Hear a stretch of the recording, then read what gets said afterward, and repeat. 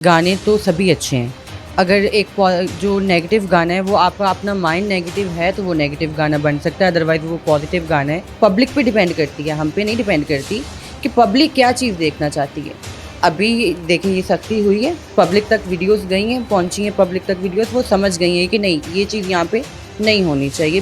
Stepping ये वो हर चीज़ dance step हैं, बेली डांस के स्टेप्स जो हैं अगर हम लोग मैक्सी सर से लेके पाँव तक भी पहन लेंगे, उसमें बेली डांस का जो स्टेप है, हिलनी आपकी बेली है। वो लाल जी हमारे पाकिस्तान की लेजेंड जो हैं सिंगर हैं, तो उनके गाने बिल्कुल नहीं बैन किए जाएँ। उनके हाँ, ये है स्टेपिंग रोकी जाए।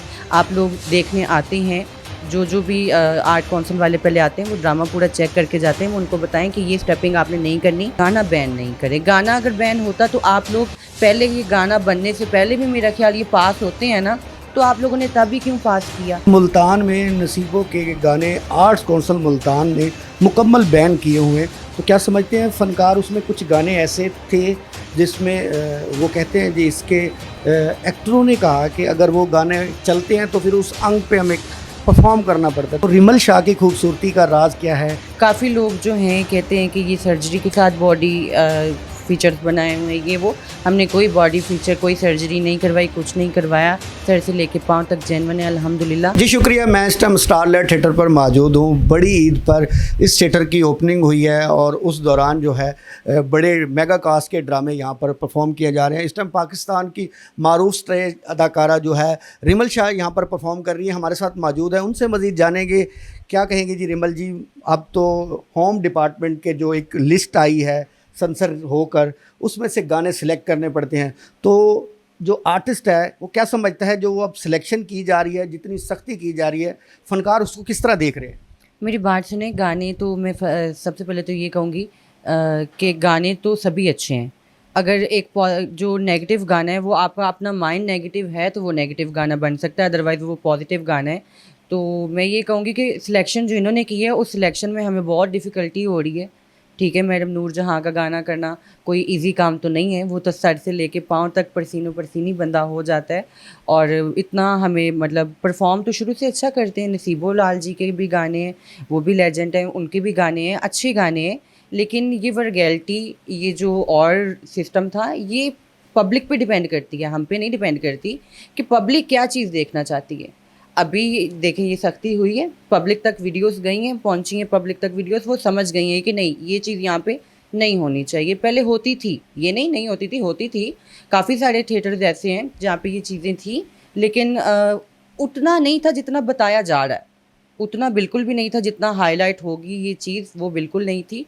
स्टेपिंग ये वो हर चीज़ डांस स्टेप हैं, बेली डांस के स्टेप्स जो हैं अगर हम लोग मैक्सी सर से लेके पाँव तक भी पहन लेंगे, उसमें बेली डांस का जो स्टेप है, हिलनी आपकी बेली है। तो वो स्टेपिंग जो है, वो स्टेपिंग मुझे तो नहीं लगता कि चेंज हुई है। गाना चेंज होने से स्टेपिंग नहीं चेंज होती। तो हमारे लिए डिफ़िकल्टी है, ऑफ़ कोर्स मेरे लिए, सबके लिए डिफ़िकल्टी है। तो अभी ये जो सिलेक्शन है, ये तो मैडम नूरजहाँ, ये तो फिर सदाबहार गाने, ये तो सबको ही पसंद है। लेकिन आजकल की जो न्यू जनरेशन है, वो ये गाने थोड़े से ना, उनके लिए ये बहुत ज़्यादा न्यू है। उन्होंने कभी ये गाने सुने नहीं। आपको पता है आजकल लोग, ऐसा गाना कोई चल रहा हो तो वो कहते हैं यार ये क्या आपने लगाया हुआ है, इसको चेंज करें। तो ऐसे ही पब्लिक में से भी हमें कहते हैं कि प्लीज़ आप गाना चेंज करें, जब लास्ट पे वाइंड अप हो जाए या कोई भी ऐसा सिस्टम हो तो वो कहते हैं कि आप अपना गाना चेंज करें। तो बहुत सारी डिफ़िकल्टी है हमें, लेकिन वो पता नहीं क्यों ऐसा कर रहे हैं, क्यों नहीं। मैं ये कहना चाहूँगी, ये अपील करना चाहूँगी कि नसीबो लाल जी हमारे पाकिस्तान की लेजेंड जो हैं सिंगर हैं, तो उनके गाने बिल्कुल नहीं बैन किए जाएँ। उनके हाँ, ये है स्टेपिंग रोकी जाए। आप लोग देखने आते हैं, जो भी आर्ट काउंसिल वाले पहले आते हैं, वो ड्रामा पूरा चेक करके जाते हैं। वो उनको बताएँ कि ये स्टेपिंग आपने नहीं करनी, ये चीज़ आपने नहीं करनी। अगर स्टार्ट दोबारा करे तो फिर आप लोग उसे बैन करें या उसको आप वार्निंग दें, गाना बैन नहीं करें। गाना अगर बैन होता तो आप लोग पहले, ये गाना बनने से पहले भी मेरा ख़्याल ये पास होते हैं ना, तो आप लोगों ने तब ही क्यों पास किया? अगर थिएटर्स में ये गाने बंद करवाने थे, अब लोगों को ये आदत हो चुकी है ये गानों की। अब वो एकदम से जब सराइकी गाने या मैडम नूरजहाँ के गाने आते हैं तो हर किसी का माइंड जो है वो मुजरे की तरफ अट्रैक्ट होता है। अगर हम बात करते जाएँ मरियम नवाज़ शरीफ की, जी। तो उनका एक प्रोग्राम हुआ तो नसीबों ने वहाँ पर लाइव परफॉर्म किया। जी। लेकिन मुल्तान में नसीबों के गाने आर्ट्स कौंसल मुल्तान ने मुकम्मल बैन किए हुए हैं। तो क्या समझते हैं फ़नकार उसमें कुछ गाने ऐसे थे जिसमें वो कहते हैं जी इसके एक्टरों ने कहा कि अगर वो गाने चलते हैं तो फिर उस अंग पे हमें परफॉर्म करना पड़ता है, तो क्या समझती थी कि ऐसे गाने थे जिस पे वर्गैलिटी नज़र आती है? नहीं, मुझे तो नहीं लगता कि कोई भी गाना उनका वल्गैरिटी वाला था। हाँ, स्टेपिंग मैंने आपको बताया कि उनके गाने में म्यूज़िक कुछ ऐसा आता था कि वो हमें बेली डांस या कोई ब्रेक डांस, अब डांस इतने फ़ॉर्म्स हैं, जो पाकिस्तान में चलता है, हमें वो 60-60 न्यू कोई ना कोई चीज़ ट्रेंड चलाना पड़ता है। क्योंकि एक चीज़ देख-देख के पब्लिक जो है वो बोर हो जाती है। तो इसीलिए वो स्टेपिंग चेंज, हर चीज़ चेंज करने की कोशिश में वो चेंजिंग में इन्हें वो चेंजिंग पसंद नहीं आई, तो इन्होंने वो गा चेंजिंग रिमूव करने की बजाय इन्होंने जो उसका मेन रीज़न था वही इन्होंने गायब कर दिया। तो मेरे हिसाब से तो ये चीज़ बिल्कुल नहीं अच्छी है। विमल जी, अक्सर ये गुफ्तगू होती है कि जब भी कोई अगर आर्टिस्ट की बात की जाए तो खूबसूरती जो है वो उसकी सबसे बड़ी मरकज़ी चीज़ होती है। जी। तो रिमल शाह की खूबसूरती का राज क्या है? कम खाना या अपने वज़न को कम रखना, या क्या चीज़ें ऐसी है जिससे रिमल शाह लाखों लोगों की धड़कन बनी हुई है? लोग काफ़ी लोग जो हैं कहते हैं कि ये सर्जरी के साथ बॉडी फीचर्स बनाए हुए हैं, ये वो। हमने कोई बॉडी फीचर, कोई सर्जरी नहीं करवाई, कुछ नहीं करवाया। सर से लेके पाँव तक जेन्युइन है अल्हम्दुलिल्लाह। और ये है कि हमारा कोई भी टाइम टेबल नहीं है। ये है कि वेजिटेरियन खाना खाते हैं, चिकन से अवॉइड करते हैं, बकरे से अवॉइड करते हैं, और दूसरे खाने से अवॉइड करते हैं। वेजिटेबल्स जो हैं, ग्रीन फूड, ऑरेंज फूड और जो है डिफरेंट वेजिटेबल्स वो ट्राई में लेते रहते हैं, तो जस्ट और कुछ नहीं। अच्छा, मैंने अक्सर आपके पास इंटरव्यू में मैंने देखा है, बहुत से मेकअप मैन होते हैं मरकज़ी किरदार कर। जी हाँ। आप तो बिना मेकअप और कुछ आपके साथ कोई वो इधर बॉक्स हो, इधर बॉक्स हो, वो एक बंदा बाल राइन कर रहा है, दूसरा क्या समझती हैं कि ये जो सारी चीज़ें हैं, ये खूबसूरती का राज जो है ये किस तरह मेंटेन रखा हुआ है? नहीं, ये मेंटेनेंस ये चीज़ नहीं है। एक चीज़ ऐसी है कि हम लोग देखें, अभी मैंने यहाँ पे परफॉर्मेंस की है तो मैं बहुत ज़्यादा थक गई हूँ। तो मुझे ये होता है कि मैं बस जाते ही अभी बैठ जाऊँ, मेरे कपड़े भी जो हैं मेरे टीम मेंबर्स चेंज करवाते हैं, मेरा हेयर स्टाइल भी उन्होंने, बाल ब्रश तक कि इवन तक ये कि जस्ट नहाती मैं खुद हूँ, बस बाहर आने की देर है, हर चीज़ ड्रेसिंग उन्होंने करवानी है, मुझे कपड़े उन्होंने पहनवाने हैं, हर चीज़ उन्होंने करवानी है। तो ये कह सकते हैं कि हम बहुत लेज़ी हो जाते हैं, ठीक है ना? क्योंकि टाइम टेबल के हिसाब से ना टाइम टेबल मैनेज नहीं होता हम लोगों का, नींद पूरी नहीं होती, तो इसीलिए वो फिर काफ़ी कुछ चेंज हो जाता है। जी। तो क्या समझती हैं, आखिरी सवाल है हमारा, जी। कि रिमल जी मुल्तान में परफॉर्म कर रही हैं और अपने फ़ैनों के लिए क्या मैसेज देंगी? और कोई ऐसा हमारे साथ वाक़या भी शेयर करें जो आप अपने, अक्सर हमने आपके प्राइवेट जितने भी फंक्शन देखे हैं तो बड़े कूल हो के आप लोगों को मैनेज कर रहे थे। कोई ऐसा वाक़या जो आज हमारे सामीन को बताना चाहें?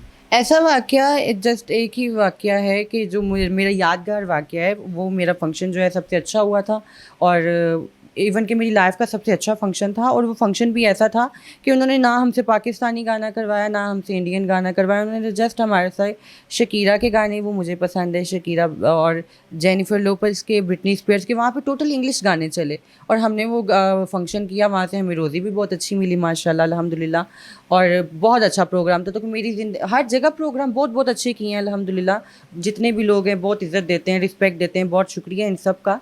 हर जगह बहुत ही अच्छे किए हैं फ़ंक्शन, रोज़ी भी कमा के आए हैं सबके घरों से। लेकिन ये है कि एक यादगारी प्रोग्राम जो होता है ना, तो वो यादगारी प्रोग्राम मेरा एक ही है, जहाँ पे मैंने ये सारे सिस्टम किए, और वो सिटी था इस्लामाबाद सिटी।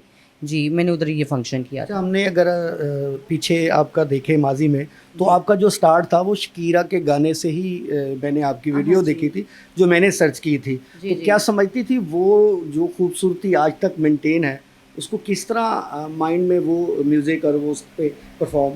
वो परफ़ॉर्मेंस मेरी ऐसी थी कि मैं बेड पे चढ़ के डांस कर रही हूँ। वो शकीरा का एक न्यू गाना आया था, वका वका, और फीफा वर्ल्ड कप का गाना था। मुझे आई थिंक 2007 या 8 का गाना था वो। तो मैं तब बहुत ही छोटी-सी थी, तो मैं स्कूल से आई और मैं बेड पे चढ़ के वो डांस कर रही हूँ। मेरा एक कज़न है, वो मेरी वीडियो बना रहा है, और वो मेरा सोशल मीडिया कुछ नहीं, मैं तो बिल्कुल छोटी-सी थी, मुझे पता ही नहीं इन कामों का कि कोई फ़ेसबुक होती है या यूट्यूब होती है, कुछ भी।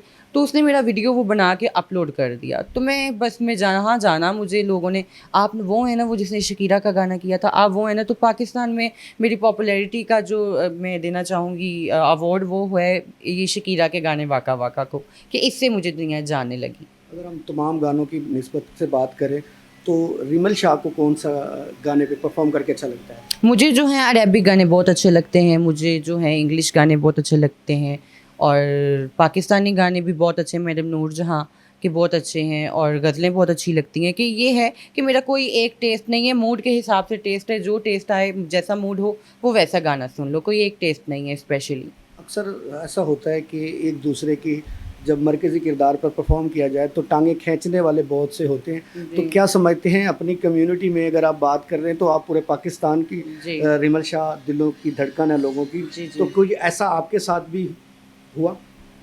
नहीं, मुझे नहीं लगता कि कोई भी कर रही होगी मेरे साथ ऐसा, कोई कभी किसी ने भी नहीं किया। इवन कि मैं जितनी भी हैं इस फील्ड में सबसे छोटी हूँ, और बाकी सारी मेरी सीनियर्स हैं, महक मलिक जी हैं, और जितनी भी हैं ये मेरी सीनियर हैं, वो सब मैं उनकी रिस्पेक्ट करती हूँ, दिलो जान से रिस्पेक्ट करती हूँ। इंसान को पैसा आ जाए या दौलत आ जाए, शोहरत आ जाए, अपना आप नहीं भूलना चाहिए। तो मैं अपना आप नहीं भूलती। तो मेरा ख्याल है कि मैं अगर अपना आप याद रखती हूँ तो उन्हें भी अपना आप याद रखने का मैं मौका देती हूँ कि आप भी अपना याद रखें। मुझे कोई ऐसी वैसी बात ना करे, और ना मैं उनसे करती हूँ, ना कभी उन्होंने मुझे की। और जहाँ तक मुकाबले की बात, मैं नहीं समझती कि हम में आपस में मुकाबला हो सकता है या होता होगा, क्योंकि जिधर भी जाएंगे कमाना हमने अपना नसीब है, उन्होंने अपना नसीब कमाना है। बहुत सारी शीमल जैसी हैं जो कहती हैं कि हाँ हमने ऐसे है, रिमल वैसे है, ये वो। तो मैं इवन कि उन्हें जानती भी नहीं, पहचानती भी नहीं, जस्ट बातें सुनती हूँ तो हैरान होती हूँ। लेकिन मैं नहीं समझती कि किसी के साथ अगर मैं कहूँ कि मेरा स्पेशल इसके साथ मुकाबला होना चाहिए, ऐसा तो कोई भी नहीं है। हाँ, अगर नोरा फ़तेही यहाँ पे होती तो मैं उसको कहती कि तुम्हारा मेरा मुकाबला है, लेकिन इधर तो ऐसा कोई भी नहीं है। जी बिल्कुल, जैसे हमने बात की कि रिमल शाह पाकिस्तान की मारूफ स्टेज अदाकारा है, तो उन्होंने बात की कि अगर मेरा मुकाबला होता तो उन्होंने अपने ज़बानी नाम लिया है और वो अपनी कम्युनिटी के हवाले से हमेशा अच्छी गुफ्तगू रखती है। और उनका ये कहना है कि होम डिपार्टमेंट के जो गाने जो अब लिस्ट आई है उसमें अगर हम बात करते जाएँ मैडम नूरजहाँ के गाने, तो वो बहुत मुश्किल परफॉर्म है, लेकिन हमें अपने फ़न से प्यार है तो इसलिए हमें वो करने में मज़ा भी आता है। और मज़ीद उनका ये कहना है कि हमारे पाकिस्तान के जो दीगर फ़नकार हैं उनके गाने भी जो अच्छे हैं, जो सेंसर उसको पास करके ही रिलीज़ करती है, तो उनकी भी इजाज़त दी जाए। जी।